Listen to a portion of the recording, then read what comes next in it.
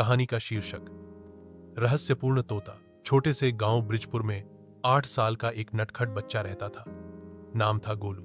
गोलू को जानवरों से बहुत प्यार था और उसका सबसे अच्छा दोस्त था एक हरा भरा तोता जिसे वह मिट्ठू कहकर बुलाता था।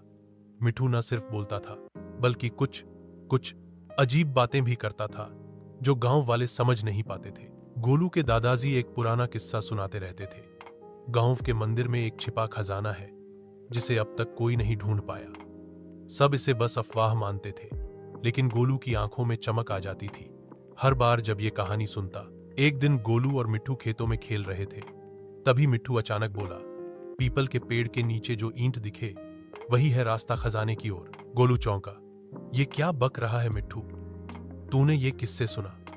मिट्ठू चुप, लेकिन उसकी आंखों में एक अजीब चमक थी। गोलू ने उसी शाम अपने दोस्त चिंटू के साथ तय किया कि अगली सुबह मंदिर के पास पीपल के पेड़ के नीचे खुदाई करेंगे।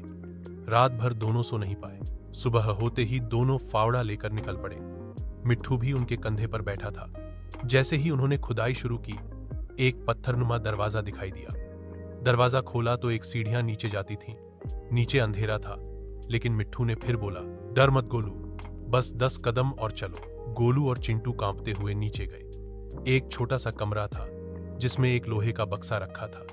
गोलू ने उसे खोला तो उसमें सोने की सिक्के, कुछ पुरानी तलवारें और एक पुरानी डायरी मिली। डायरी में लिखा था, जो यह पढ़ रहा है वह मेरा वारिस है। इस खजाने का रखवाला अब तू है, लेकिन ध्यान रहे मिट्ठू को कभी छोड़ना मत। वह सिर्फ तोता नहीं, एक रक्षक है।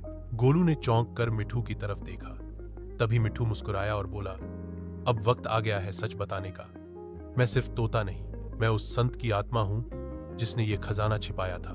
गोलू और चिंटू स्तब्ध रह गए। उस दिन से गोलू सिर्फ एक बच्चा नहीं रहा, वो ब्रिजपुर के खजाने का रक्षक बन गया और मिट्ठू उसका सबसे बड़ा रहस्य।